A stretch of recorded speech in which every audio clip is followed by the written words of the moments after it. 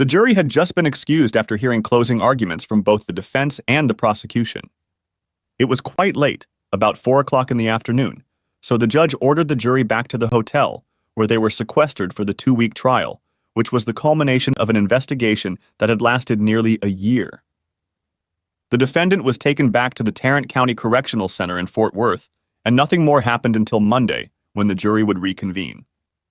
So I decided to walk back to my room at the Hilton Garden Inn in downtown Dallas, stopping at a bar on the way for a beer and a bite to eat. I had just finished my burger and was halfway through my beer when I heard a woman's voice behind me. "Hey, cowboy, buy a girl something to drink?" she asked. I turned and looked at the source of the question. She looked familiar, and then it hit me. "Ashley? Ashley Marks, is that really you?" I asked. "Yes, that's me," she said, flashing a smile that could melt the polar cap. I invited her to sit down and waved to the waitress. "My God, how long ago was that? 16, 17 years? How's it going?" I asked.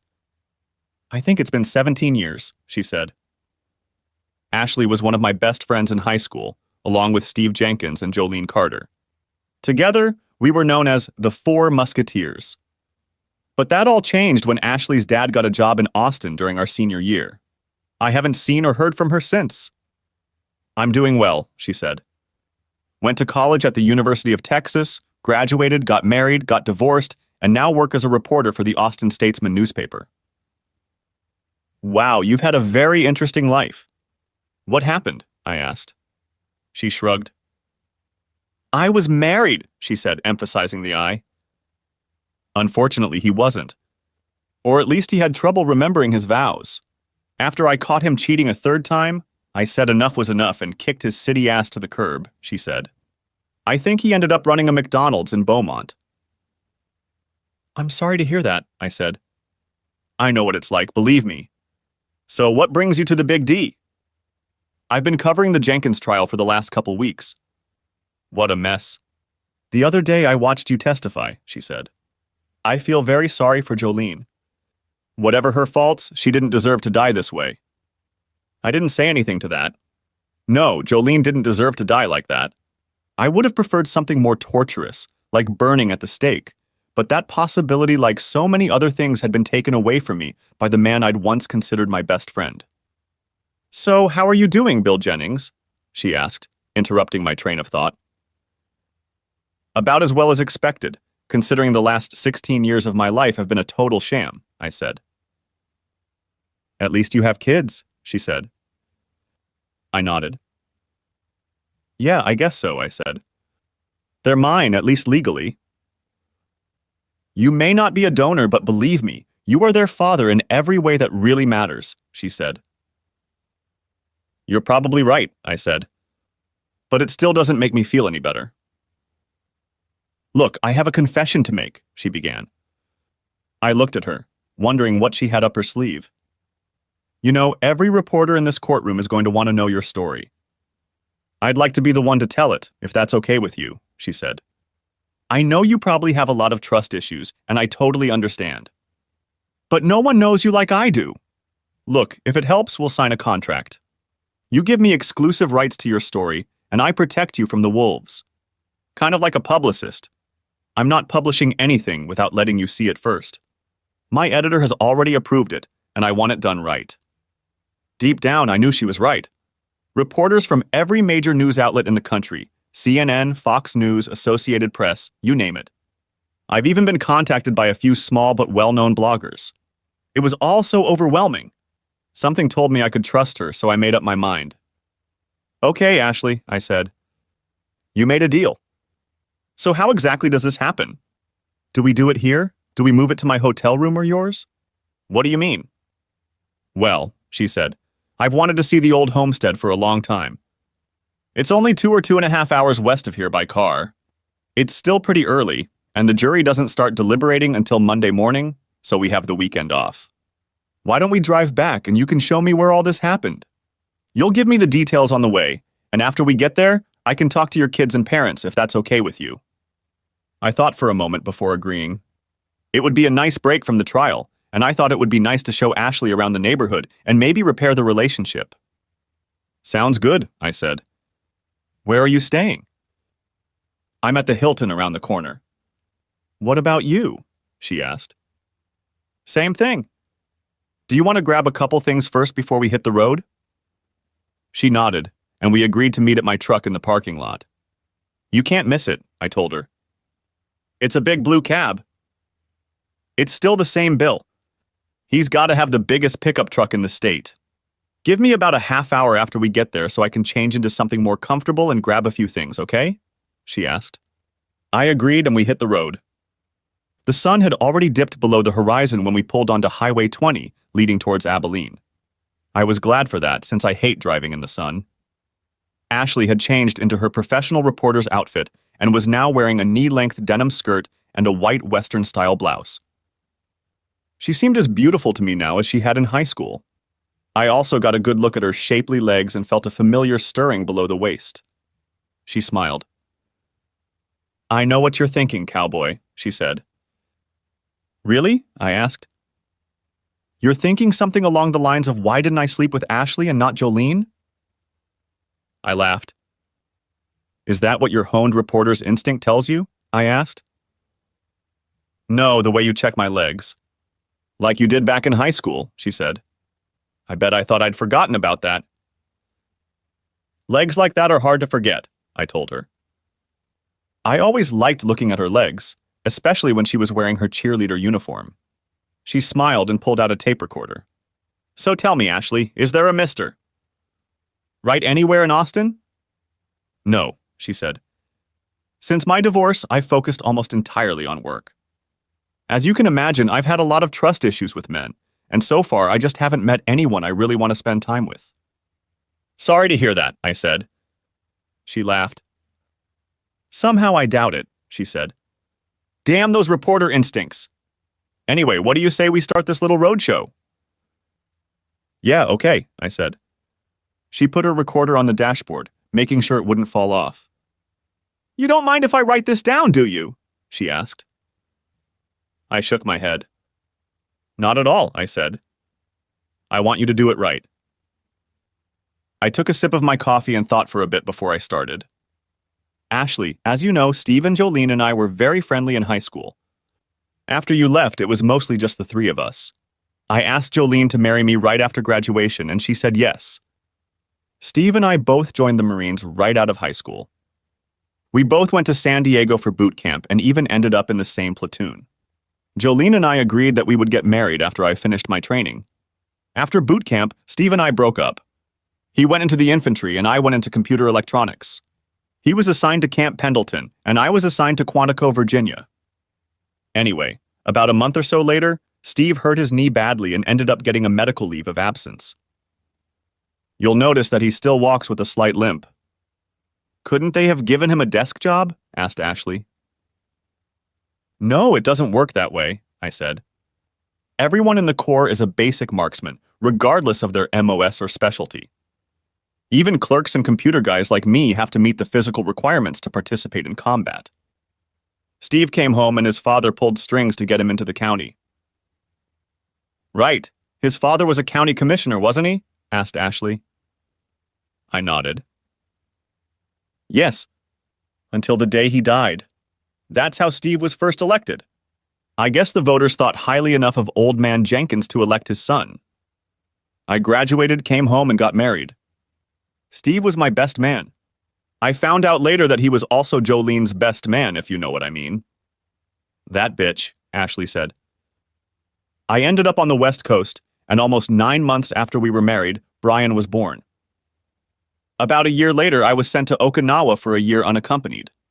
We came home for a month, and I let Jolene and Brian stay in my house that I had inherited from my grandparents. We decided it would be easier for them if both of our parents were around. After that tour, I came home, packed up Jolene and Brian, and we headed to my next duty station, Camp Legend, North Carolina. Just under 9 months later, Jessica was born. Jolene took the pregnancy hard and insisted that I have a vasectomy. She argued that if we ever wanted another child, I could always have the surgery reversed. And I agreed. Although if I had known then what I know now, things would have been very different. Looking at the pictures, it's easy to see Steve's traits in the kids, Ashley said. Didn't you notice it when they were born? That's a pretty fair question, I said. You might remember that when we were younger, people often said that Steve and I could pass for brothers. We have the same hair color and the same eyes. Hell, we even have the same earlobes. No, they both looked a lot like me when they were little, and they both have their mother's eyes and nose. It wasn't until they got much older that I started to notice the resemblance. When we get to my house, you'll see baby pictures. Anyway, I finished my service in the Corps and we all came home. Dad took me to his computer store and introduced me to all the other guys. I went straight to work for him, which was great. Unfortunately, I had to do a lot of traveling to do that. Did it ever bother Jolene? Ashley asked. I shook my head. No. Just the opposite. She seemed to enjoy my customer service and networking. Dad got clients in Dallas, Abilene, Wichita Falls, Amarillo, everywhere. Heck, we even had clients in Houston and Oklahoma City. Jolene thought it was great that I was building such a large client base, I said. In fact, my absence gave her all the time she needed to bring Steve into our home and into our bed. Of course, I found that out much later. You mean she actually did Steve in your marital bed? Asked Ashley. Yeah. All the damn time, I said. That's why I burned it and the mattress after she got shot. I don't blame you, Ashley said. I burned a few other things too, like the couch and chair Steve used, I said. Jolene's wedding dress burned too. Ashley wrinkled her nose. So Steve was a regular guest at your house, Ashley said. Yes, so much so that he even had his own chair. I didn't mind at the time since I considered him a friend. He'd come over to my place, especially on Sunday after church. We'd start watching the game, and he'd almost always fall asleep in that damn chair. The kids also started calling him Uncle Steve, almost at Jolene's insistence. It annoyed me at the time, but now I know why. Hey, I don't know about you, but I wouldn't mind warming up my coffee. Are you ready for a pit stop? I asked. Ashley turned off the recorder. Sure, she said. I could take a smoke break if that's okay with you. I nodded and turned toward the next exit. After taking a break from the road, we were back on the highway, heading towards Abilene. Ashley pulled out her voice recorder and set it on the dashboard. So all this time you had no idea Jolene was cheating on you with Steve? She asked. No, I guess I was the typical clueless husband. She never disrespected me, at least to my face, and there was never even a hint of sex in the house when I was away. I guess they've been pretty careful over the years, I said. When did you find out? She asked. About a year ago, I was sent to Los Angeles for a month-long training course on an ERP package we were contracted to support for a San Antonio client. Jolene and the kids did a great job of emailing me and calling me every day. One weekend, I got an email from Brian. Jolene and Steve had taken the kids to the lake to fish, and he had caught a pretty big bass. And he sent me a picture, I said. I pulled out my phone and handed it to Ashley, telling her which album to open. The picture I was looking for showed Brian holding a large fish. Sitting next to him was Steve. Jolene was standing on the other side of Brian with her left hand on Steve's right shoulder. What do you see in this picture? I asked Ashley. My God! She exclaimed. They look so much alike. They even have the same dimples. Yeah, I said. I noticed that too. Now look at Jolene's left hand. What stands out in it? Ashley arranged the picture and enlarged it with her fingers. I don't see any rings, she said. That's right, I said. You'll never guess where they were. Ashley threw me a perplexed look. I led her over to the folder where Jessica's pictures were kept. Look over there until you see an ashtray, I said. Okay, I get it, she said. Magnify the picture and tell me what you see. Her eyes widened as she zoomed in on the image. Is that what I think it is? She asked. I nodded. Yes. The same ring I put on her finger when I married her, along with my great-grandmother's wedding ring. And guess whose butts are in that tray? Let me guess, Steve's, she said. Oh, that's not all, I told her. That ashtray is not only in our bedroom, it's on my nightstand. Which means Steve was in our bed, probably with Jolene. Ashley started to cry. How could she do that to you? And you say Jessica sent this? she asked. Yeah, I said. She often helped my mom clean the house, which meant cleaning and wiping down all the ashtrays. She saw it before they left and took a picture and sent it to me. She was very upset. I can imagine, Ashley said. Did she say anything to Jolene? Not that I know of, no. I wrote her back and asked her not to say anything to my mom. I also asked her to take the rings out, put them in her pocket, and mail them to me. Ashley laughed. I bet Jolene was tied up for that, she said. Yeah, Jessica has been acting like a real trooper this whole time. She did everything I asked, but Jolene was going crazy trying to find those rings. She even invited Steve over to help her search. They went through the garbage, opened siphons under sinks, that sort of thing. Too bad I wasn't around to record it. So what did you do? Ashley asked. My course ended on Friday afternoon, so I went straight away and came home on Saturday night. Jolene met me on the street crying because she had lost her grandmother's ring. She was completely out of it. I asked all the usual questions. Did you look everywhere? Did you put it on the sink? And so on. She kept insisting that she had looked everywhere. Then I reached into my pocket and pulled them out. I thought she was going to faint. How did you get them? She asked. I simply said a trusted friend found them and mailed them to me. I didn't mention Jessica's part because I figured she'd tear it apart.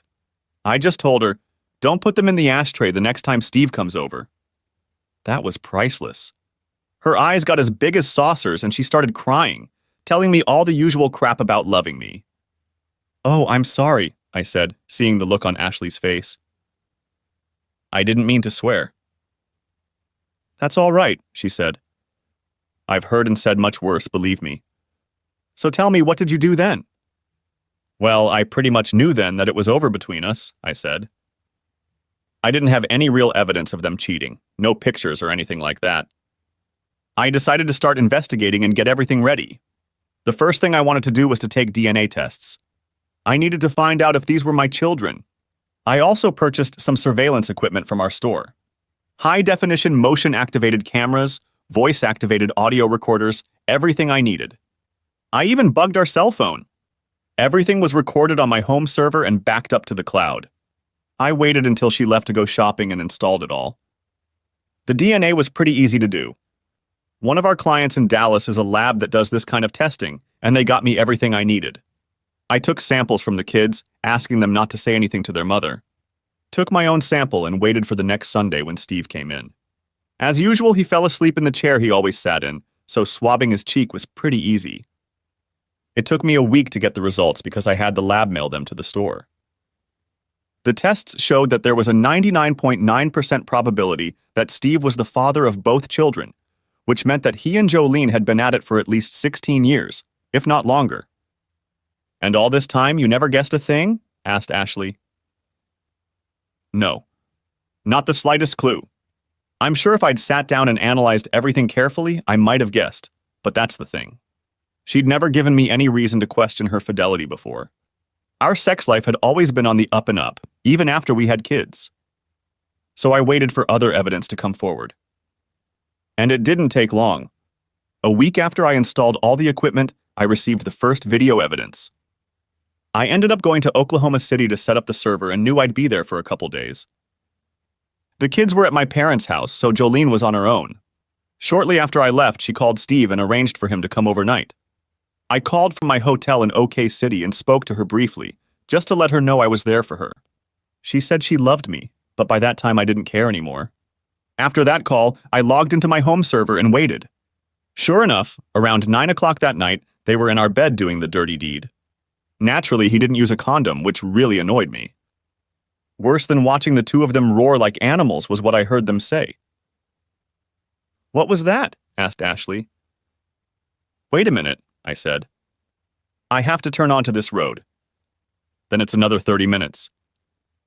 I had to concentrate on this stretch of road. It was getting dark, and there were no lights, no guardrails, and no white lines marking the sides of the road. Anyone who wasn't looking carefully could easily end up in a ditch or worse. It was also near where Steve's drug-dealing buddies were operating. Most of them had been arrested or stopped after Steve's death, but I was always on the lookout. A couple times I had to replace the windshield when it got knocked out. There was also a lot of wildlife, mostly armadillos and deer. I flicked on the high beam and turned on the light bar on the roof of the cab. Then I turned on the police scanner and CB radio and pulled my gun out of the glove compartment. I wasn't going to take any chances. Finally, we got to my house, and Ashley noticed a DSS car parked in the driveway. "Who is it?" she asked. "Defense," I said. "They've been watching this place since Steve's arrest. Some of his buddies thought they could burn the place down in retaliation, but we stopped them. It's cold." I patted the pistol in its holster. She realized what I meant. "Are we going to be safe here?" she asked. I nodded. "Yeah," I said. "We have round-the-clock security. DSS is also keeping an eye on my family and kids. I think most of Steve's buddies are already locked up, but we're not going to take any chances.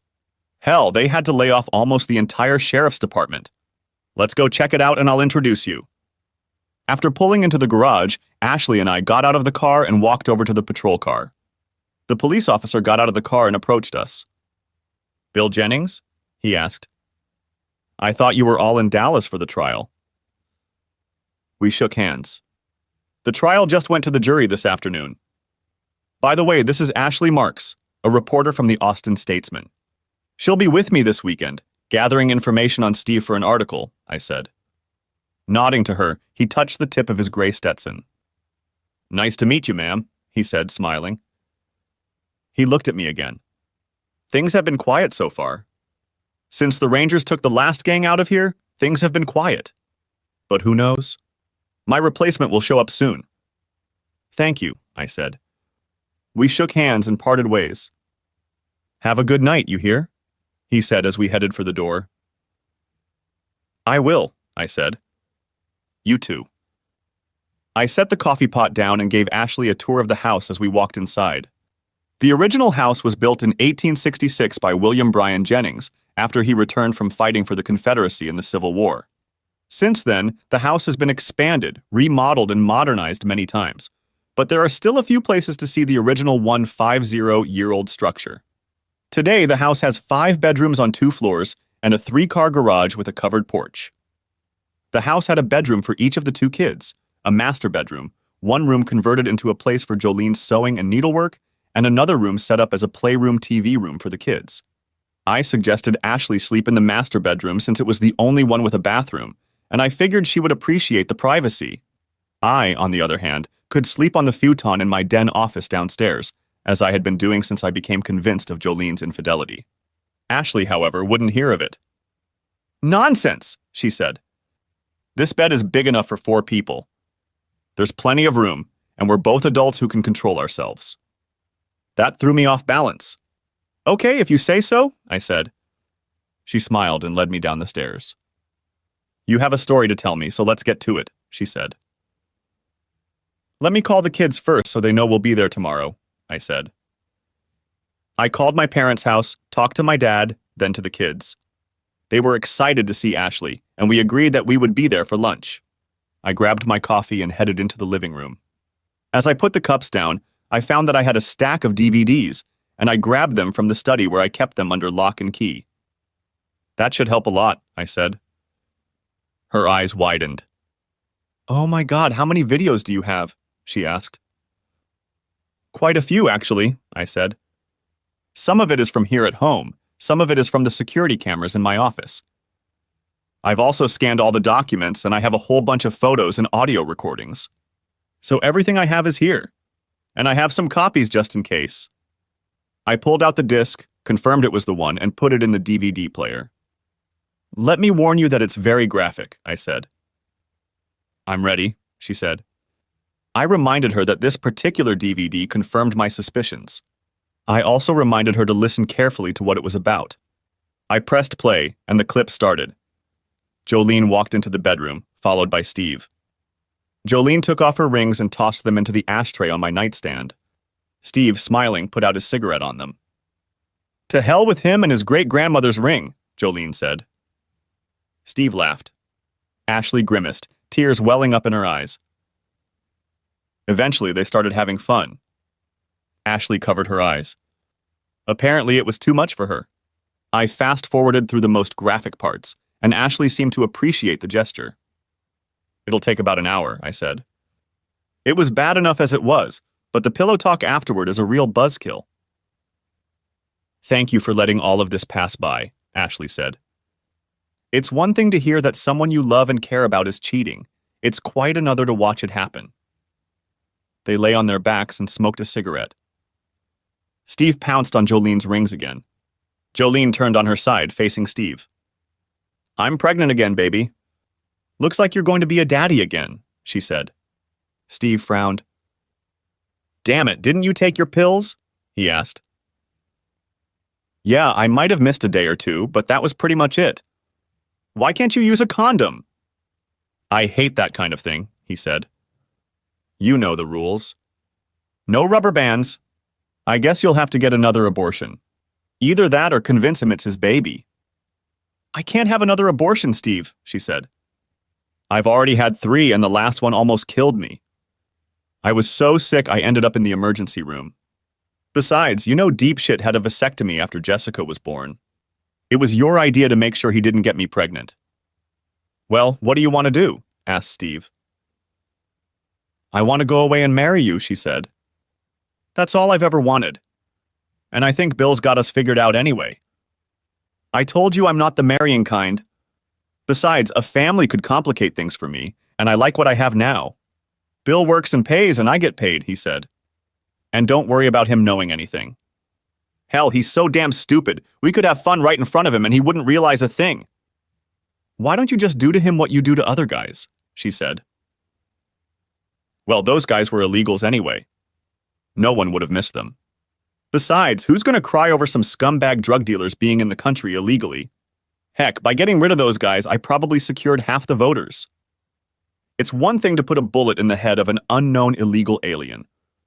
It's another thing to do it to a respected member of society. Maybe you can have an accident, Jolene said. It wouldn't be the first time, and you know people die driving down Indian Trail all the time. People who do that are usually commuters looking for scenery, and they don't know the road like he does. We might be able to do something about it, but we won't get away from him just yet. Maybe we can find something that will incapacitate him gradually. Poison, for instance. Let's think about it for a while before we come up with a plan. Eventually, we will have to get rid of him, but let's do it right, and at the right time, maybe after the kids are out of the house. That way you get his insurance and part of his business. In the meantime, go to the new clinic in Abilene. They'll take better care of you than those quacks you went to last time. I'll keep an eye on Billy Boy. If it looks like he's going to do something stupid like go to a lawyer, I'll talk to him a little and bring him up to speed. Okay? Jolene nodded. Okay, baby, I'll do it. You're the man, she said, kissing his face. Now let's get on with it, she said. And the coupling started all over again. I stopped the video. Ashley shook her head, tears streaming down her face. I hate that bitch, she said. And you lived with her for 17 years? Please tell me you went to a lawyer after that. I went to see a lawyer. It was a very eventful day. Let me tell you about it, I said, beginning my narrative. I actually went to see a lawyer. As I had told Ashley, I had made an appointment with Alan Jackson, the attorney who had taken care of all of our family's business and personal legal needs over the years. What I learned at that appointment cut me to the bone. I remembered my visit to Alan's office. After the initial greetings, I got straight to the point, showing him some of the evidence I had, including the DNA report and the videotape of Jolene's affair with Steve. Alan explained what I could expect. Although Texas is a community property state, a divorce can be granted based on adultery or cruelty.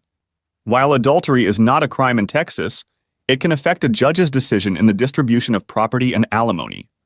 It can also be used in civil litigation. But Alan told me the biggest problem I faced was not the law. Legally, he said, I had a win-win case. The problem, he added, was Steve.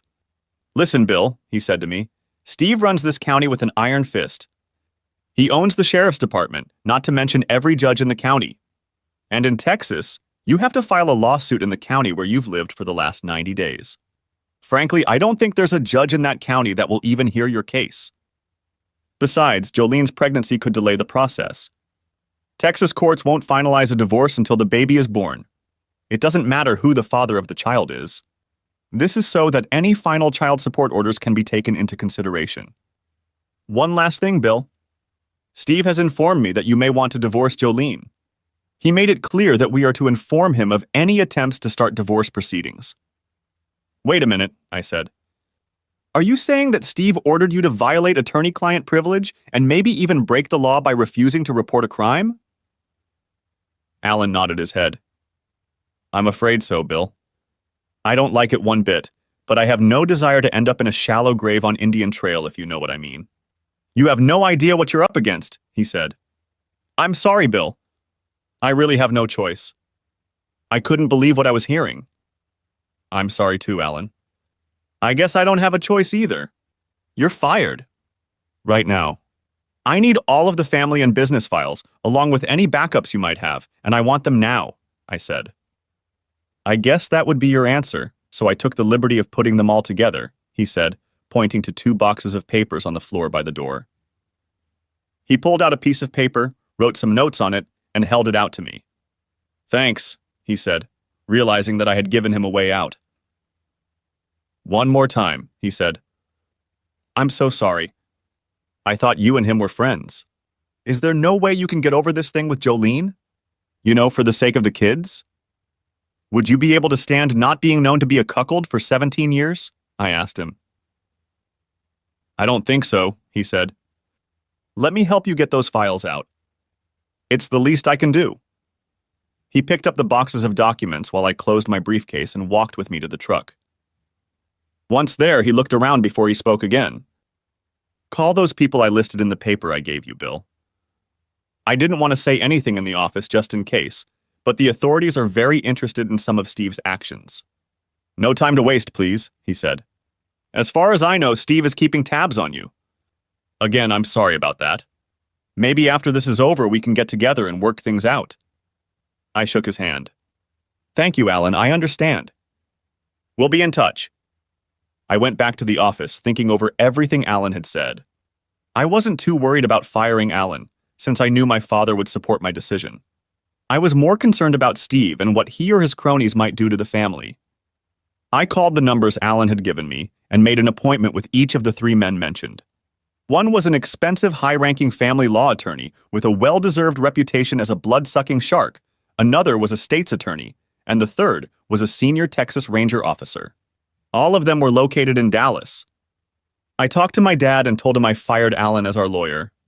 He was fine with it. Why the hell did you do that? He asked. I explained what Alan had told me and then showed him the DNA and video evidence I had presented to Alan. His tone changed significantly. Oh shit, he said. I suspected Steve was a snake, but I didn't think so much. You've got to get the kids out of the house. There's no telling what they'll do. I agreed, but wondered what excuse I could use. My father already had a plan. When do you have appointments in Dallas? He asked. I told him I had an appointment for tomorrow. Okay. Tell Jolene that I'm sending you to Phoenix to survey the area, and you may be gone for a few days. I'm going home with you just in case. Have the kids pack up and stay with us. Hopefully that will get them off the road for a while, he said. Are you planning on telling the kids about this? I have to, Dad. They deserve to know the truth, I said. I won't scold their mom, but they're old enough to make their own decisions. Okay, son, you do what you think is right and your mom and I will support you, he said. I called Brian's cell phone and explained that he and Jessica would be staying with his grandparents starting today. What's going on, Dad? He asked. I'll tell you later. Just make sure both you and your sister are home right after school, I said. Grandpa will pick you up from there. Okay, Dad, we'll be there, he said. Love you guys, I said. I could almost hear his face turn red with embarrassment. I love you too, Daddy, he whispered. A few minutes later, I got a message from my secretary. Bill, Steve Jenkins is here to see you, she said.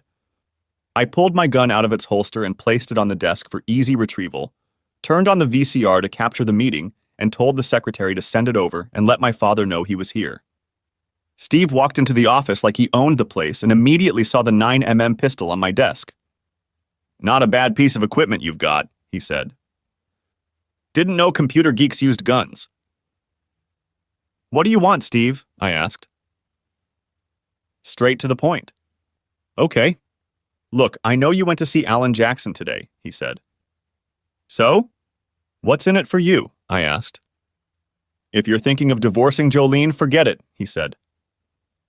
I don't care if you know about her and me, but I'll be damned if I'm going to let you drag me through the mud in court. Tell me, Steve, why? I thought we were friends. Why did you and Jolene do that? How long did it last? How long? He asked. That's a good one. You're going to like this. We actually started back during prom. You remember, don't you? Ashley was my date, but Jolene and I got away for a while and got into it. You were dancing with Ashley when we got back, remember? Hell, we were all 18 at the time, so we weren't doing anything illegal. Then we got back together when you were at Quantico. Remember when I messed up my knee at Pendleton? We did that quite a bit until you came back. Jolene was on birth control, but I guess she forgot to take it the day you got married, he said. You were my best man, asshole, I said. I was hers too. I have to admit, I really enjoyed watching her walk down the aisle. She was so beautiful. And guess what? 9 months later, Brian was born, he said. Well, isn't that a kick in the butt? Of course, we weren't together until you brought her home on vacation. That was just before you went to Okinawa. Yeah, Jolene and I had a good time. Spent almost every night together while you were there. She got pregnant about 6 months later and had an abortion. Didn't want you coming home with a pregnant wife. Hell, I even slept with her the day your plane landed. And guess what? 9 months later, Jessica showed up, he said. By the way, it was my idea to have Jolene make you get a vasectomy. We didn't want her to have any of your children. Thought it would be too complicated to keep track of who was born to whom. Jolene screwed up a couple times over the years, and she had to go to a boarder. Good thing your insurance covers abortions. We were doing great all these years until you decided to wise up. You couldn't just leave things the way they were. Nah, you had to become outraged and righteous. That's how it's going to be. Now that you know about us, there's no need to divorce and hide it. From now on, I'll come to you any time of the day or night. And when I'm there, I'll play with Jolene. Wherever I want. And when I am there, you will remember that I am the master of the house. You will do what I say when I say and how I say. And if you get any ideas in your head about stopping me, think of the kids. I wouldn't want anything bad to happen to them. You bastard, I said. You touch one hair on those kids and I'll put you down like a rabid dog. And I don't care if it's the last thing I do in my life. Talk all you want, asshole, Steve said. Just remember who's in charge around here. Hell, I own this county. I own the sheriff's department. I own every goddamn judge in the courthouse. And now I own you. You play ball, you'll be all right. You step out of line and everything will be all right. For you and for the kids. Would you hurt your own children? I asked. What happened to you? I've grown up, Steve said. And you better grow up too, Cookie. I'll see you around. Steve walked out of the office and I stopped the tape. I burned it to DVD, sent a copy of the video to my dad and my contacts in Dallas, and called my dad. Dad, check your mail. We better move right now, I said. He just threatened me and the kids. Okay, my father said. Let me make the call. Call Brian and have him pick up Jess and come to my house. Let the school know and I'll meet you at the house. I think it's time to evict your wife. I agreed and called the school, informing them that under no circumstances should my wife or Steve Jenkins pick up the children or even be in the building, explaining that it could be a matter of life and death. I also informed them that the children must leave immediately. I called Brian and told him to pick up Jess immediately and drive directly to his grandfather's house. No questions asked. I'll talk about you kids later today, I promise, I told him. And under no circumstances have any contact with your mother or Steve. This is very important. Do you understand? Yeah, Dad, I got it. What's going on? He asked. There's no time to explain now, son. Just do as I say, okay? Okay, Dad, he said. I grabbed my gun, the DVD I had just burned, walked out of the office and jumped in my truck. I knew my dad would be on his way soon, so I didn't wait. If he said he was going to be somewhere, then he would be. I pulled out and headed home. About 15 minutes later, I pulled up in front of my house. I didn't see Steve's truck, but Jolene's car was there. Oh, good. I knew my dad would be here soon. I walked into the house looking around for Steve or anyone else who might be waiting to hurt me. I kept my right hand on my holstered pistol. I didn't see or hear anyone at first. I took an uncertain step into the house. Jolene was coming down the stairs. "Bill, you're home early," she said. "Did something happen?" I looked at her, at first saying nothing. "Is Steve or anyone else here?" I asked.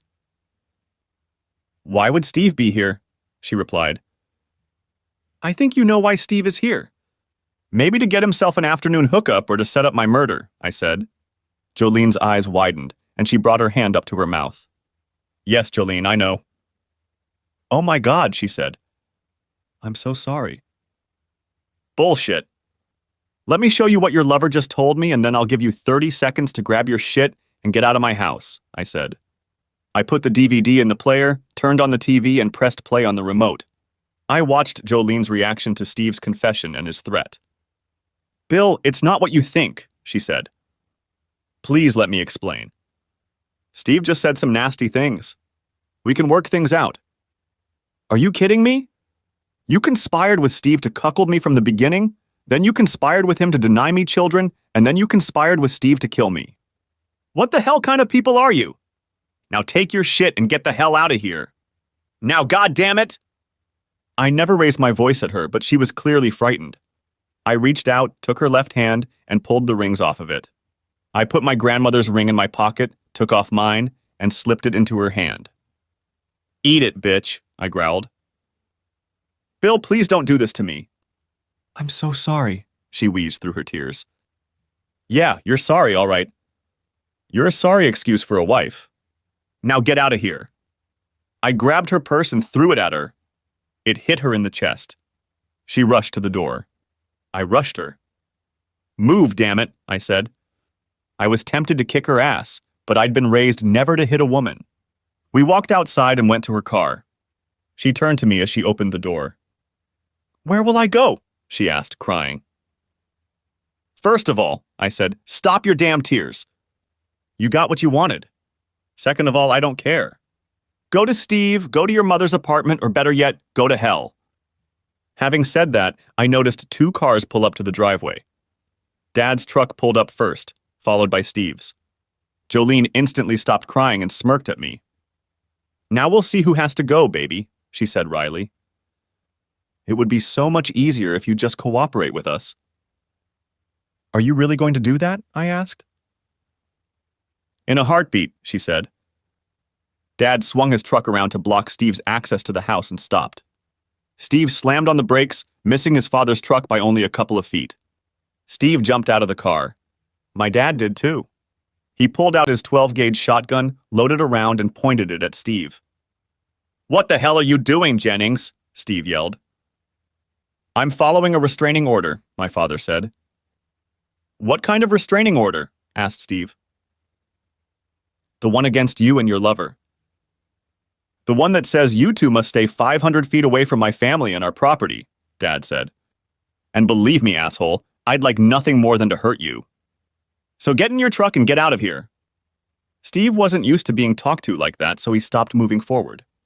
2 cars with flashing lights pulled into the driveway and stopped behind Steve's truck. 4 state highway patrol officers got out of them with their pistols at the ready. "We'll take it from here, Mr. Jennings," one of the officers said as he approached Steve. Dad lowered his gun as the officer handed Steve a restraining order. "Is that her?" he asked, nodding his head toward Jolene. Dad shook his head. The officer walked over to Jolene and me and handed her the paper. "Mrs. Jennings, you have been served with an order requiring you to stay 500 feet away from any member of the Jennings family and any property under the control of the Jennings Historic Family Foundation, which includes this house," he said. "If you refuse to obey this order, you will be taken into custody. Do you understand?" "Yes, I know," Jolene said quietly. "Excuse me, officer," I said, as he started to turn away. He stopped and looked at me. "Yes, Mr. Jennings?" he asked. I pulled a digital audio recorder out of my shirt pocket. I'd appreciate it if you'd take Jolene and Mr. Jenkins into custody, I said. And why would I do that? He asked. I hit the play button so they could hear the threat Jolene had just made to me and the kids. Jolene looked like she was about to cry. The officer gave her a hard look before pulling out the handcuffs. Mrs.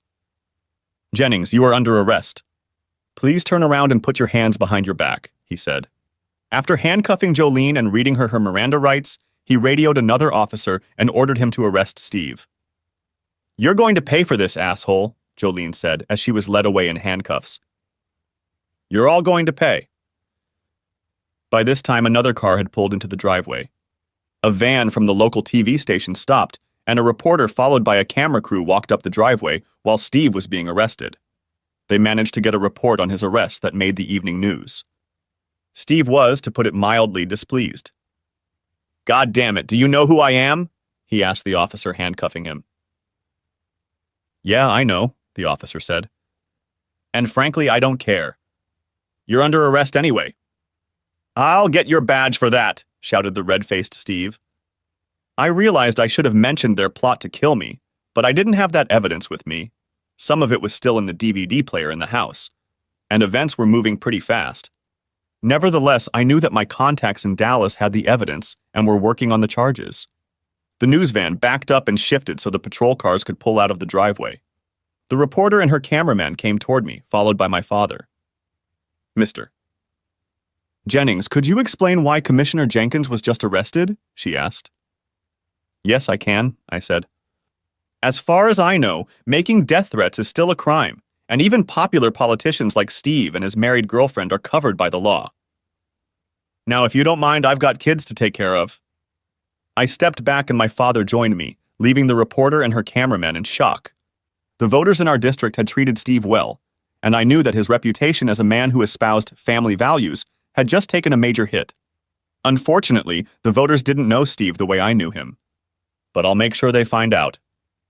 My next stop was my parents' house, where I explained everything to those who were left of my family. I hated telling my children that the man they knew as Uncle Steve was actually their biological father. But I felt I had to tell them the truth. At first, they didn't want to believe it, but I had the DNA test results to prove it. I don't care what that piece of paper says, Jessica said. You're my father, and you always will be. I agree, Brian said. I loved those kids and was proud of them, even if the donor was Steve. We hugged and shed a few tears. After saying a tearful bye to my kids and family, I went back to my house, packed up my stuff to last me a couple days, and headed to Dallas. And that's when you found out how bad it really was? Asked Ashley, interrupting my narrative. Yeah, I said, resuming my narration after another sip of coffee. The next day I met with Dave Brooks, a Dallas attorney known as a bloodthirsty shark who usually gets his way in the courtroom. What I didn't realize was that he had arranged for me to meet with all three men I had approached.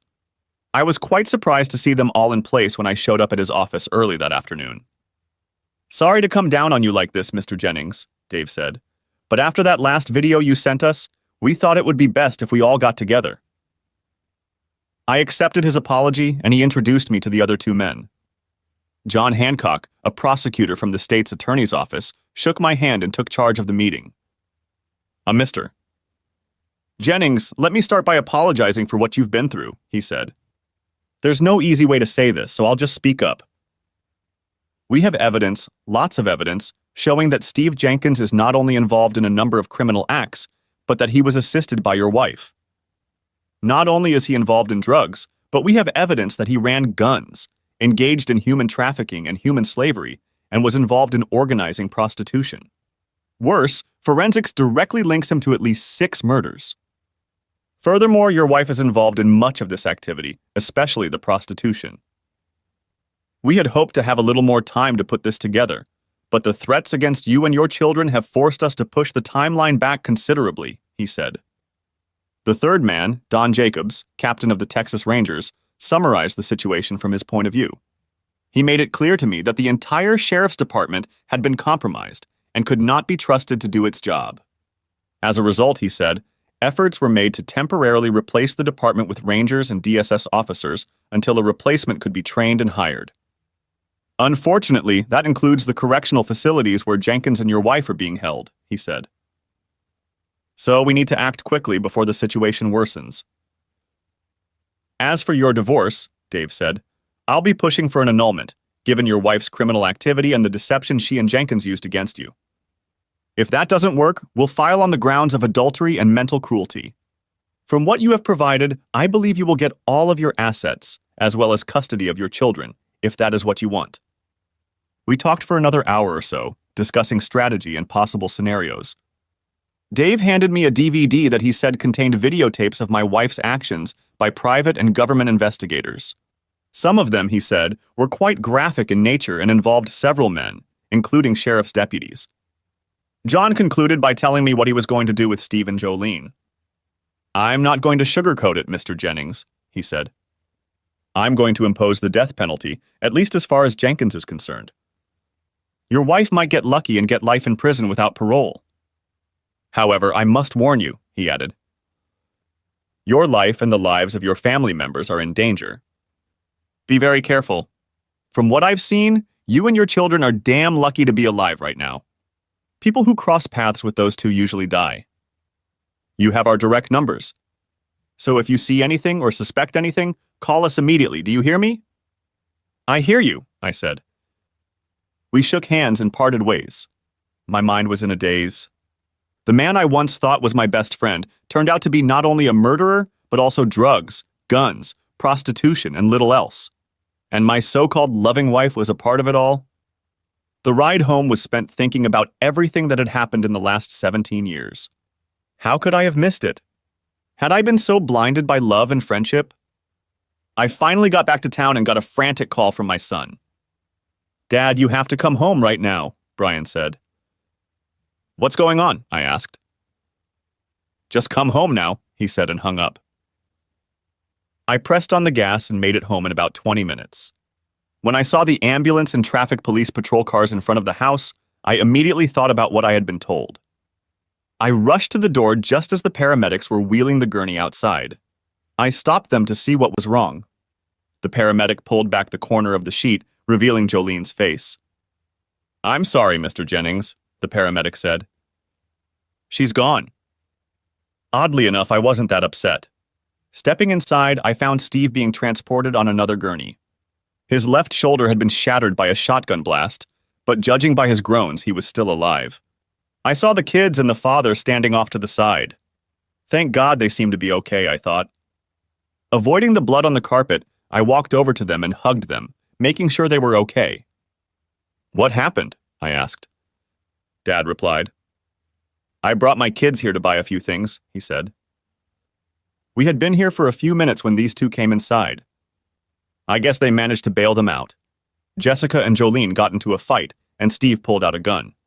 I heard a noise and went in the back door. Brian and I were in the backyard packing up. I grabbed my shotgun and walked in just as Steve pulled out his gun. Jolene tried to get him to put the gun down, but it went off. He shot her accidentally, I think. Right in the gut. I pulled Steve's shoulder out and called 911. That's when Brian called you. Jolene didn't last long. She was gone by the time the ambulance arrived. I'm sorry, son, he said. I shook my head. It's okay, Dad, I said. You did the right thing. And then I remembered that the security system on the home server was still running. I checked and made sure that the whole incident was captured on video. I showed the video to one of the officers while the other took statements from my father and children. He asked me to make a copy, which I did. I interrupted my narrative to take another sip of coffee. Do you have that video? Ashley asked. Actually, yes, I said, pulling a disc out of the stack. I put it into the DVD player and pressed a button on the remote. The video began with Jolene and Steve entering the house through the front door. Shortly afterward, Jessica entered the room. What are you two doing here? She asked. You shouldn't be here. You should be in jail. We bailed you out, Jolene said. And we've picked you kids up. You're coming with us. I'm not going anywhere with either of you, Jessica said. You have to leave now. Jolene grabbed Jessica's wrist. Oh, yes, that's right, young lady. You and your brother are leaving with us now, Jolene said. Jessica squirmed and pulled away from her mother. No way, bitch, Jessica yelled. I hate you, and I'm not going anywhere with you. Jolene slapped her hard across the face. Oh, yes, it is, she replied. I have prepared a fine room for you in Abilene. You will go and do whatever I say. Jessica struck back, hitting her mother in the face. That's not going to happen, she said. Jessica, stunned by the blow, grabbed Jessica's hands in both of hers. Oh, yes, you are, she said. You're going to be our new star. Aren't you, Steve? Steve grinned back. The boys are going to like you, girl, he said. Steve and Jolene laughed as Jessica was hit with the realization of what they were up to. She began to struggle even harder and finally broke free of her mother's grip. I'm not going, and you can't make me, she said. Now get the hell away from me. Steve pulled a gun from behind his belt and started waving it around as he spoke. Well then, I guess it's over for you and your brother, he said. Jolene turned to Steve and tried to reason with him, and Jessica started screaming, calling for her grandfather. Wait, Steve, we agreed we weren't going to finish them off here. Let's take them to a place off the Indian Trail where they won't be found. You know the place, she said. Steve shook his head angrily. No, he said. No, Steve, put the gun down before there's an accident. We'll deal with them, but not here. We have to stick to our plan, she said. They started struggling, and then a loud gunshot rang out, followed by an even louder one. At this point, I stopped watching the DVD. That's when Brian called me, he said. You already know the rest. Ashley wiped tears from her eyes as I stood up from the couch. I'm done for the day, if you don't mind, I said. I think I'll go out in the backyard and have a smoke and then go to the cafeteria. Ashley stood up and followed me out. I'll join you if that's okay, she said. We each had a cup of fresh coffee and walked out onto the back porch. For a while, neither of us said anything. The silence was broken by Ashley. I forgot how dark and quiet it is out here, she said. I guess I'm used to city life. She looked at me for a moment before saying something else. Bill, you need to get it over with before it tears you apart, she said. Easier said than done, I told her. How do you come to terms with the fact that the woman you've loved all these years has been lying to you all this time? I feel like I've been cheated out of my whole life. My kids aren't even mine, for crying out loud. I understand a little of how you feel, she said. Remember, my husband was a serial cheater. But not everyone is like that. Yeah, I know, I said quietly. Ashley put her arms around me, trying to comfort me. Whatever it takes, Bill, just know that I'm here for you, okay? I'll always be here for you. I hugged her back and thanked her. It was nice to have her around, and she felt really good around me. I can't tell you how many times I wish we had met in high school, she said. I thought the same thing. Maybe if my dad hadn't transferred to Austin, we would have. And none of this would have happened. You know, I was even jealous of Jolene in those days. Really? I asked. But you were with Steve. The only reason we dated was because you and Jolene were hot at the time. But I had my doubts even then. I knew Steve wasn't the type to get attached to one girl. He even told me that, she said. Well, there's no point in crying about it now, I said. Besides, if you and I had gotten together, you wouldn't be a reporter in the big city. Perfect, she said. Yeah, sure. You know there are times when I'm willing to give it all up just to be with a good man, she added, looking at me. I looked at her again. You know, I think you would, I said. After a while, we went back to the house and got ready to end the day. I decided to lie down on the couch, as I had done many times since Jolene had been shot. Even though there was a DSS officer posted outside, I was still concerned that one of Steve's buddies might sneak in. Besides, I still wasn't sure how things would work out with Ashley, and I didn't want to escalate things, considering I'd only slept with one woman in my entire adult life. Ashley thankfully understood. Just don't make a habit of it, cowboy, she said, smiling. I lay down and fell soundly asleep, waking up to the smell. Bacon! Rise and shine, Ashley said, standing over me in a long t-shirt. Breakfast is ready, so come and get it. I got up from the couch and made my way to the kitchen table to admire the scene before me. Ashley had made pancakes, bacon, sausage, grits, toast, eggs, cookies, and gravy. My kind of breakfast. She even remembered to put peanut butter on the table. I was one of those guys who loves peanut butter on pancakes. A guy could get used to this, I said. Ashley walked over to the table with fresh coffee. How long have you been up? Not for long.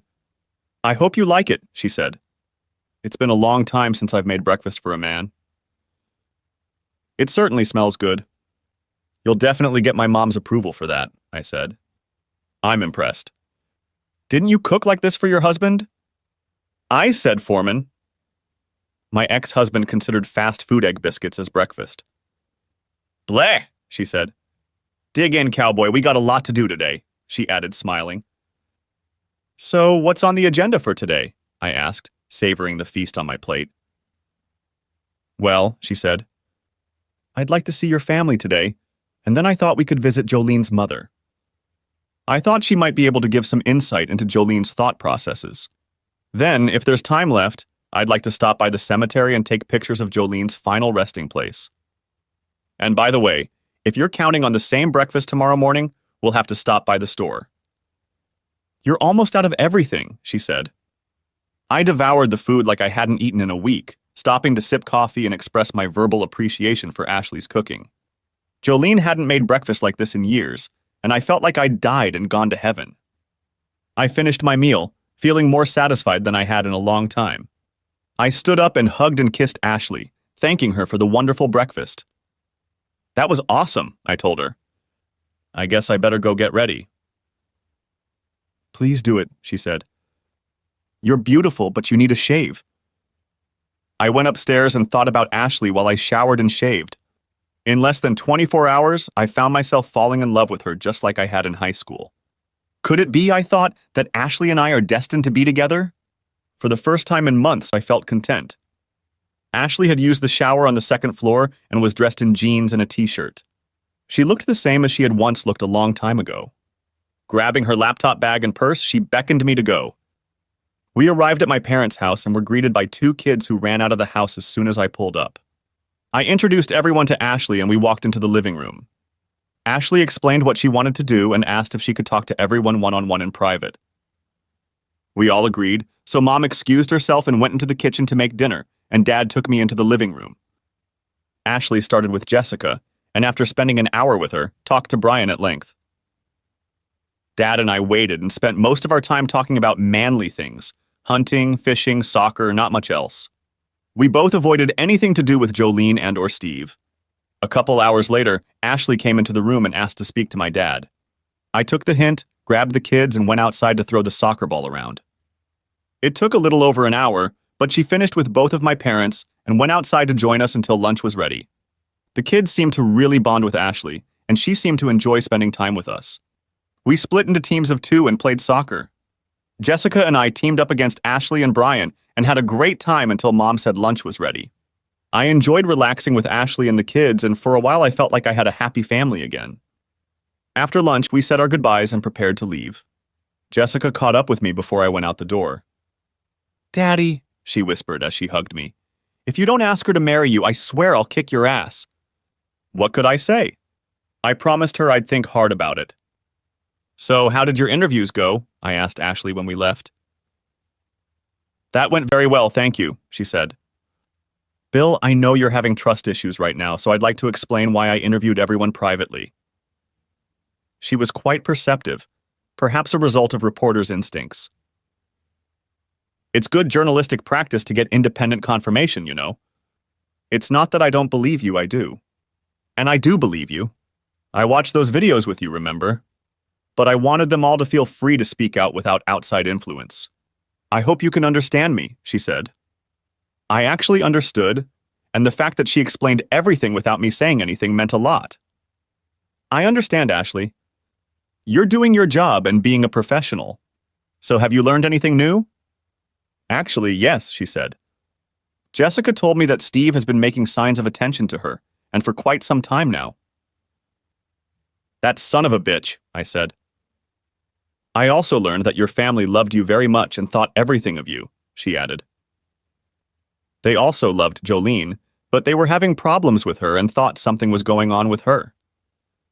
They didn't say anything because they didn't want to interfere with your marriage. I think if they knew something specific, they would have definitely said something. What else did you find out? I asked. I learned what it was like to be part of a close-knit family. And I loved it, she said. I really enjoyed spending that time with you and the kids. Thank you for including me. I'd love to, I said. The kids and I had a great time too. I think you made a big impression on them. We pulled up to the apartment complex where Jolene's mother, Myrna, lived, parked and headed for the door. Do you want to interview her privately as well? I asked. I don't think that will be necessary, she said. Besides, something tells me you and she should clear all this up. Myrna Carter opened the door at the first knock and invited us in. She moved slowly, partly for health reasons and partly because of depression. Her husband, Jolene's father, had died several years ago in a mysterious accident, and after Jolene's death, she had been left alone, with no direct relatives. How are you feeling? I asked, hugging her. I'm doing fine, Bill, thanks for asking, she said. She hugged Ashley and looked her over from head to toe. Ashley Marks, you're as beautiful now as you were in high school. Thank you for coming to see an older woman. Ashley smiled as Myrna motioned for us to sit down. What brings you here? She asked. I explained what Ashley was doing and Myrna nodded her head approvingly. So what can I tell you? She asked. Well, Mrs. Carter, I'm curious about something. This affair between Jolene and Steve continued throughout her marriage. You must have known about it. I'm curious to know why you didn't say anything to Bill? Myrna lowered her eyes before answering. She looked embarrassed. Yes, I knew, she said. I'm sorry, Bill. I should have said something to you. You didn't deserve what they did to you. How long have you known? I asked. Almost from the beginning, she said. Remember that year you spent in Okinawa? Steve practically lived with Jolene all that year. They were careful to make sure he wasn't in the house when your family was around. I told her she was making a huge mistake, but she refused to listen to me. So, I began, if Jolene wanted to be with Steve so badly, why did she marry me? I would have let her go if she'd just said she wanted to be with him. She was a confused girl, Bill. She actually loved you both, but in different ways. You see, to her, you were stable, dependable, a good husband and father. Steve, on the other hand, wanted nothing to do with raising children. He had always been a wild child and didn't want to commit to the bonds of marriage. You were a support for her and he was a source of adventure. I'm sorry, Myrna, I said. Jolene had sex with Steve the day we got married. She had 2 children with him and passed them off as mine. In the end, she plotted to kill us all. These are not the actions of a loving wife. I know it's hard to believe, Bill, Myrna said. But she really did love you, at least at first. At least that's what she told me. So, what happened? Asked Ashley. What changed Jolene so much? Well, Ashley, people change over time, I guess, Myrna said. Steve latched onto Jolene and soon began to control her. I told her about it once, but she warned me that if I said anything to Bill, I'd regret it later. Myrna looked at me. That's why I stopped coming to the kids, Bill. I'm sorry, but I just couldn't go there and look you in the eye knowing what Jolene was doing. I knew I'd probably say something that would hurt them. Sometimes they scare the hell out of me. Did you know about her abortions? Asked Ashley. Myrna nodded. Yes, it is. Jolene confided in me about it. I told her she was being stupid and would get caught sooner or later, but she just shrugged it off. Said it was her choice and Bill had no say in it. I suggested she do the right thing and divorce Bill. She laughed and said she would never divorce. Said it wouldn't be long before she inherited everything Bill had anyway. How long ago was that? Asked Ashley. I don't know, maybe it's been a year and a half or so, Myrna said. We left it up in the air for a few seconds. So Jolene and Steve had been meaning to do this to me for a long time. I wanted to say something, Bill, but I was so scared. You know how scary Steve can be. I knew. Something bothered me about all of this, so I spoke up. Myrna, did your husband know about all this? I asked. I think so, she said. I know she and Steve were talking just before the accident. Myrna's husband was known as one of the best mechanics in the area, if not the best, and took very good care of all his cars. Investigators called the accident an accident, but were never able to explain how one brake line mysteriously failed and how the traction mysteriously weakened. "I guess that's all in the past now, isn't it?" asked Myrna. "By the way, I don't blame you and the kids for not attending the memorial service. Especially after what she did to you guys. I was hoping a few of her old friends would come, but it was just me and the priest," she added, wiping a tear from her eye. "I want to thank you, Bill, for paying for the cremation. I thought it was interesting that you had them put her in a wedding dress. I was hoping that maybe Jessica would want to do that." Ashley looked at me. "You cremated her in her wedding dress? Did you? Why?" "I told you I burned her wedding dress. I just didn't tell you that she was wearing it at the time. I also made sure she wore the wedding ring I gave her. To tell you the truth, I thought it was appropriate. I decided she didn't need our marriage, so—" The last straw of revenge. "I get it. Did you cremate her wedding ring too?" asked Ashley. "But not the engagement ring." I nodded. She seemed half amused, taking notes. "Anyway," Myrna said, "I want to thank you for making sure I got a Jolene IRA. It helped a lot since I have a steady income and all." "Jolene had an IRA?" asked Ashley. "Yeah," I said. "When she was shot, it had about $350,000 in it. I didn't even know she had it at the time. She also had another $200,000 in a savings account that I knew nothing about. I put it in a trust fund for the kids' college education. Don't ask me how she did it because I don't think I want to know." "Interesting," she said, returning to her notebook. She turned to Myrna. "Mrs. Carter, is there anything else you can add?" Myrna shook her head. "Nothing that catches my eye. I think you all know almost everything else." Myrna looked at me. "I'm so sorry about the way things turned out, Bill." I put my arm around her. "It's okay, Myrna. Listen, feel free to stop by the kids anytime you want, okay? I'm sure they'll be happy to see you." She nodded and thanked me, then hugged Ashley. "Thanks for stopping by," she said as we got ready to leave. "And please don't be strangers, okay?" We promised to stay in touch and left. "You cremated her in her wedding dress and wedding ring?" asked Ashley as we got into the pickup. "It felt like it at the time," I said. Ashley went back to her notes as I made my way to the cemetery. We made our way through the manicured grounds until we reached the columbarium where her ashes were kept. The short granite plaque read Jolene Carter and listed the year of her birth and the year of her death. There was no further indication on the plaque of who or what she was. "At least you treated her remains with some dignity," Ashley said. "Well," I said, "it was done mostly for Myrna's sake.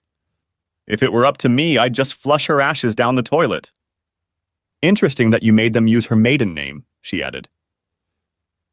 "Yeah, I figured since she didn't have any use for our family in her life, I wouldn't burden her with the family name for eternity," I said.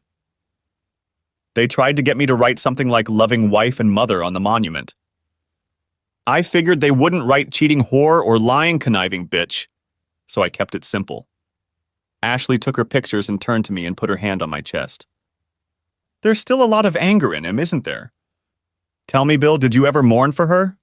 At all?" she asked. The truth was, no. In fact, I hadn't shed a single tear since she was shot. All my love for her had been burned away by her lies and cheating. Her threats against the children and myself had pretty much destroyed all my feelings for her. Part of me was ashamed, and it brought tears to my eyes. Damn it, I didn't want to do this in front of Ashley. I shook my head and started to turn away so Ashley wouldn't see my tears. She stopped me and made me turn around to face her. "You need to get it out of your head, Bill, before it eats you up," she said. "Let it go and you can move on with your life." "What kind of life is this, Ashley?" I asked. "Everything I thought I had all these years turned out to be a lie. Everything." I shook my head and tears began to roll down my cheeks. Ashley wrapped her arms around me and pulled me tight against her. That's what happened. I sobbed uncontrollably for quite a while. Ashley didn't say anything but kept hugging me tightly, kissing my face from time to time. I finally calmed down and looked at Ashley. I wiped a tear from her face that had rolled down her cheek. "What's that?" I asked. She was my friend too, remember? The four of us, you, me, Steve, Jolene, the four musketeers. I loved her like a sister back then, she said. I hate what she turned into, but I loved her anyway. You loved her too, and for a very long time. You married her, raised 2 children with her. That must mean something.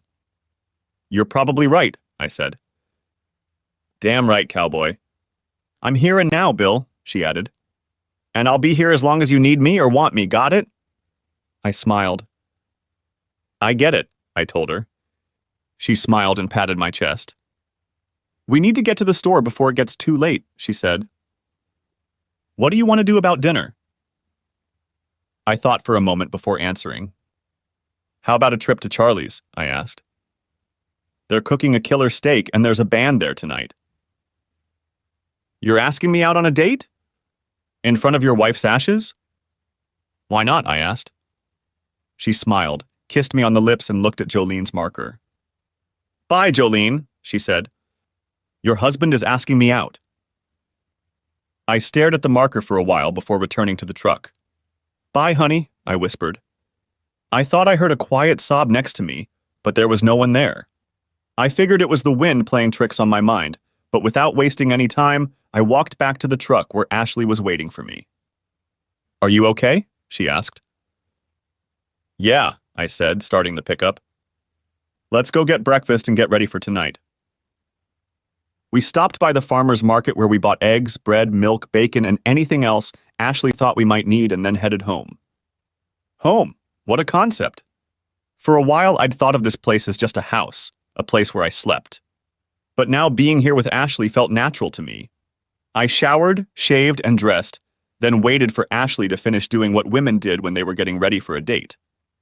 Finally, she came down the stairs wearing a denim skirt that came down a couple inches above her knees and a white blouse. She completed the ensemble with a pair of rather expensive cowboy boots. A woman to my taste. She was beautiful. And today she was my date. I offered her my arm and we walked together to our chariot. Charlie's restaurant was well known in our area for serving the best steaks with all the condiments. Potatoes and string beans with soft cookies completed the meal. Afterward, we had a beer and looked over to the dance floor where several other couples had already started dancing. Do you want to dance? I asked. Of course, Ashley said. We danced. And danced. And danced some more. We did 2 step dances, a few quick waltzes, a few slow dances, and even took part in a line dance, something I hadn't done in a long time. Ashley was with me the whole time, but excused herself to the ladies' room a couple times. We were dancing to a slow tune with our arms around each other when Ashley stopped and slid into me with a soft, sensual kiss. Our tongues lingered for a bit, making me very excited down below. She leaned down to my ear. I love you, Bill Jennings, she whispered. Always have and always will. That's it. And to tell you the truth, I fell in love with it too. I love you too, Ashley Marks, I said. She licked her lips nervously for a moment. Take me home and make madly passionate love to me, cowboy, she said. Otherwise, I'll have no choice but to pounce on you right here. Who could refuse such an offer? Then we better get this situation under control, little lady, I said in my best horrible John Wayne impersonation. She smiled, took my hand, and led me into the parking lot. Take me home now, she purred. And yeah, she started entertaining me in the car. Thank God it was dark and my windows were tinted as much as the law allowed, I thought. Otherwise, we might have been stopped. Still, I enjoyed the show Ashley had put on for me. We're almost home, I told her. Good, she whispered. Finally, we got to the house. I parked in the garage and pushed the button closing the big door. I couldn't wait to get out of the car. Eventually, we calmed down and lay on the bed, her in my arms. I thought about the events of the past 2 days. Just 36 hours ago, I was a depressed, despondent man, overcoming the pain of cheating on a lying spouse who had repeatedly disrespected me, with a man I once considered my best friend. Now I had Ashley to show me what it was like to love again. I knew what I wanted to do, but I was afraid she'd think I was in too much of a hurry. Screw it, I thought. Full speed ahead? I looked up at her face, framed by long, dark hair. She was looking up at me. A penny for your thoughts, she said. I don't want it to ever end, I told her. Me neither, she said. And what do you propose to do about it? Interesting choice of words, I thought. Must be those damn reporter instincts again. I opened the nightstand drawer and pulled out a small box, the same box that held my great-grandmother's engagement ring. I'd taken it to the jeweler to have it thoroughly cleaned after I'd taken it from Jolene. Me neither, she said. And what do you propose to do about it? Interesting choice of words, I thought. Must be those damn reporter instincts again. I opened the nightstand drawer and pulled out a small box, the same box that held my great-grandmother's engagement ring. I'd taken it to the jeweler to have it thoroughly cleaned after I'd taken it from Jolene. Ashley was already sitting on the bed, her attention focused on the box. I told her about the ring and what it meant to me. The ring was originally given to my great-grandmother a couple years before my great-grandfather went to fight with the Germans in World War I. He fought in the Battle of Belleau Wood, the 1917 battle where the Marines were nicknamed Devil Dogs. He survived the war, but exposure to German gas shortened his life considerably. My great-grandmother passed the ring on to her oldest son, who gave it to his future bride. After Pearl Harbor, he fought the Japanese in the Pacific and was wounded at Guadalcanal and Iwo Jima. My grandfather returned home and they had 2 boys, one of whom was my father. By the time my grandmother was about to pass away, my parents had been married a long time, so it was decided that I would get the ring. You see, Ashley, this ring not only symbolizes my love for you, but also over 100 years of Jennings family history. I understand if you'd prefer a new ring, but I want you to know what it means to me. This isn't just a hand-to-hand thing. Ashley looked at me, a tear in her eye. Yes, she said. Both and both. I will marry you and promise to make you the happiest man in the world for the rest of your life. And I will be proud to wear your great-grandmother's ring. There is only one condition. Condition? I asked. Yes, she said. Promise me you'll cancel the vasectomy. I plan to give you a whole house full of kids. Maybe someday I can pass it on to one of our grandchildren. I smiled, put the ring on her finger, and we kissed for a long time before making love once more and falling asleep in each other's arms. The next morning, I woke up to the better-than-sex smell of bacon. I did my morning chores and went downstairs to see Ashley making another of her killer breakfasts. We ate breakfast and packed our bags for the trip to Dallas. We decided to shower together, which naturally led to another hot session of lovemaking. I decided to call the kids and give them the news after we finally got dressed and packed. I dialed the number and put it on speaker so Ashley and I could hear their answer. Woo-hoo! Shouted Brian when I told them we were getting married. Jessica was just as happy. Good for you, Daddy, she said. You've got a real winner. Congratulations to you guys, my dad said. And welcome to the family, Ashley. Thank you, Mr. Jennings, she said. Mr. Jennings was my father, he said, laughing. You can call me Daddy if you want. Okay, Dad, Ashley said. Thanks again. Ashley, I'm so excited for you two, my mom said. Have you set a date yet? Not yet, Ashley said. I have some things to take care of in Austin first, but that will happen as soon as possible. I had one more thing to discuss with the kids. Brian, I said. You know, I think it would be great if you and Jessica visited your Grandma Carter from time to time. Just stop by to say hi and let her know you're thinking of her. She's still your grandmother, and she misses you. What do you say? Okay, Dad, he said. Good for you, I told him. Brian and Jessica were great guys, and I knew they'd do the right thing. We said our goodbyes and loaded into the pickup truck for the return trip. Something Ashley had said to my mom stuck in my mind. I almost forgot you were working in Austin. What are your plans? I mean, long-distance relationships don't always work out, I said. Do you know that Jake Carson is retiring as editor-in-chief of the Daily Record? She asked, referring to the local paper. I didn't know that, but I asked her to continue. I sent in my resume last week before we met, and they want to talk to me about the job. He won't retire until 3 months from now, and it will take me 2 months to finalize things at the Statesman. What if you don't get the job? I asked. That's okay, she said. I'll quit my job and live with someone I know in the neighborhood, she teased.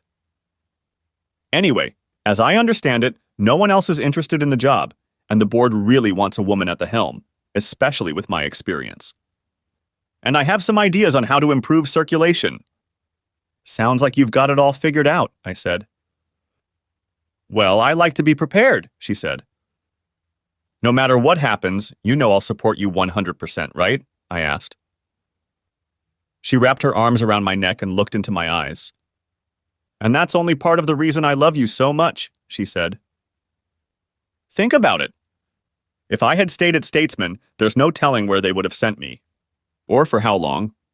They'd call me up in the middle of the night and send me across the country to cover some asshole politician. Then they'd send me across the country to cover something else. I was tired of living in hotels. So when I saw this opportunity, I had to jump at it. The paycheck probably won't go up much. In fact, the pay may end up going down, but it will be worth it just to live in one place. And if I don't get a job, that's okay too. I can always write online, maybe do some freelancing, or even write a book. Maybe start a blog about stupid people who cheat on their spouses. Personally, I'd rather spend all my time in bed with you. That's the plan I like best, I told her. Come on, let's go outside. After closing up the house, I plucked a few flowers from the front flower bed. If you don't mind, I'd like to make a stop along the way, I said. Oh? She asked. Do you have a girlfriend hiding in an alley somewhere? You should know better, I said. I knew she was just teasing, but the question still bugged me.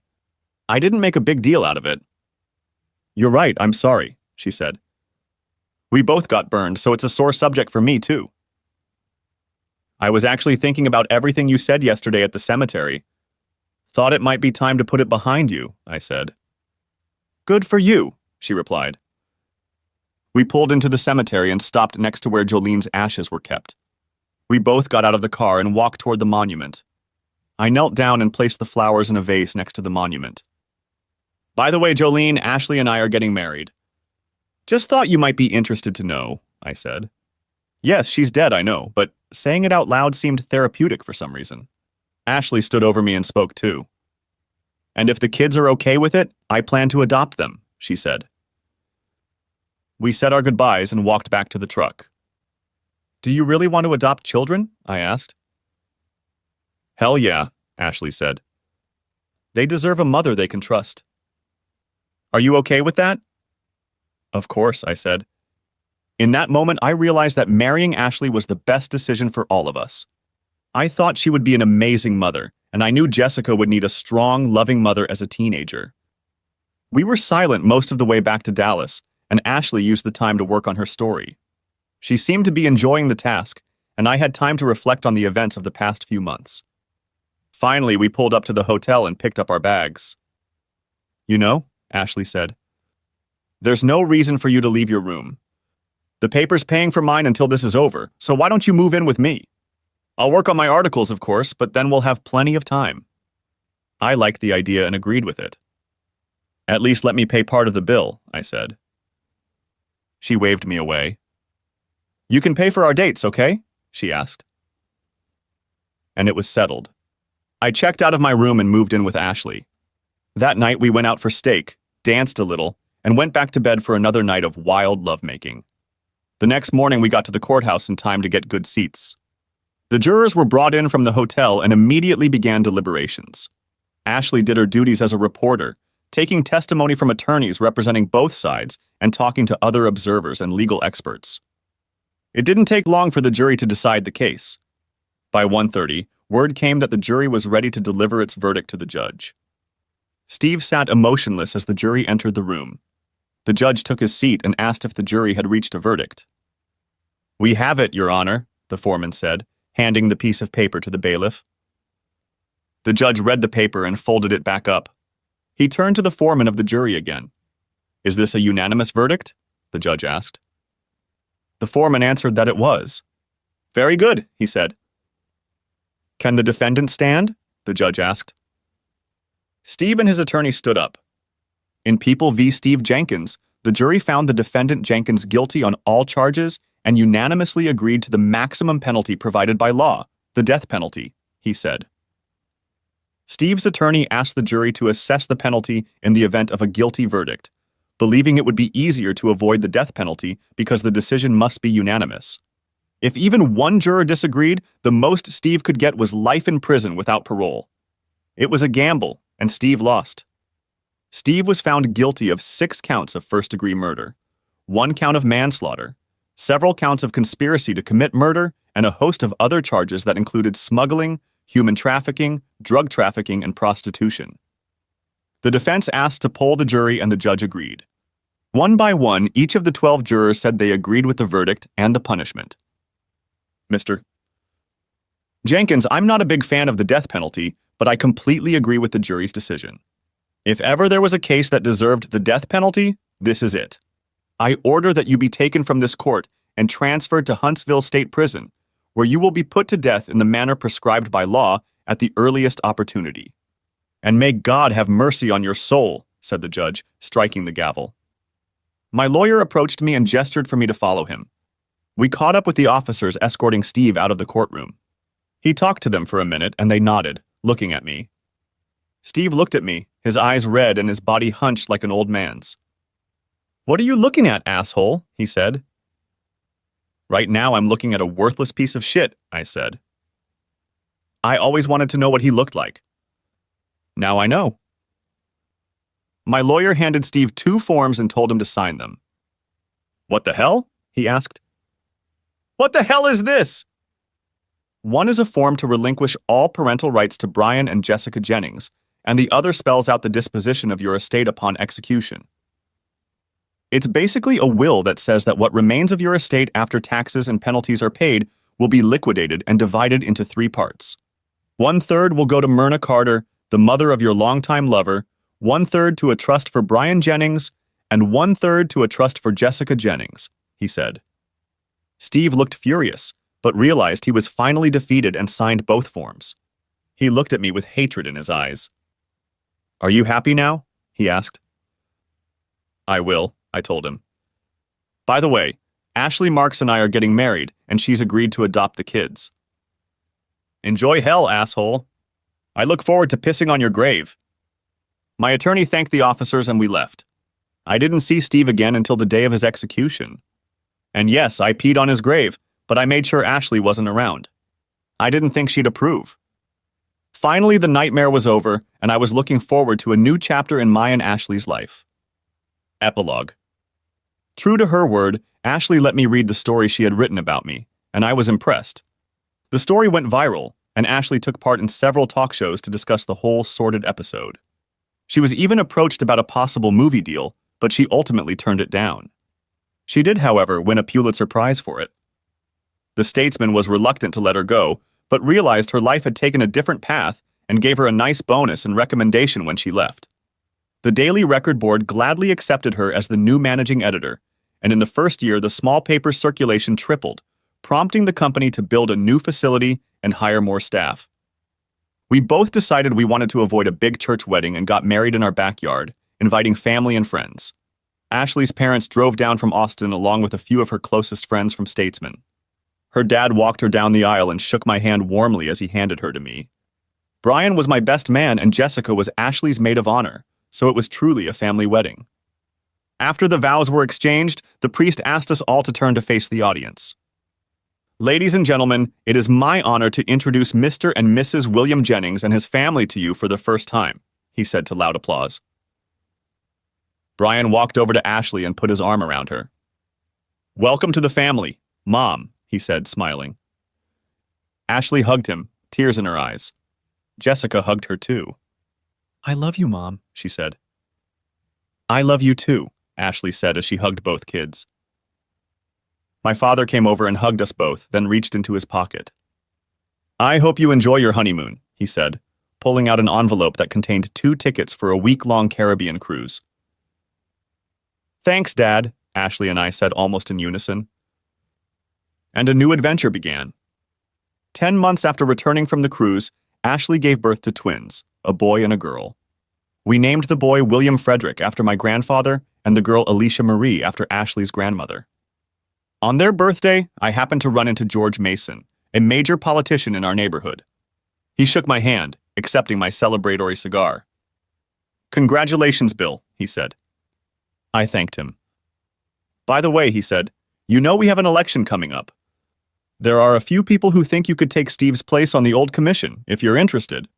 After all, you're the one who brought him down in the end. Kind of like our own version of the man who shot Liberty Valance, right? I asked. He laughed. Except John Wayne wasn't waiting in the shadows this time, he said. Thanks, but I don't think I can take a pay cut. I have 2 new mouths to feed, I said. You could still run your business, he asked. Maybe there's another reason? Well, yes, there is. Dad said something the last time we discussed the whole Steve thing, I said. What's that? George asked. Power corrupts, I said.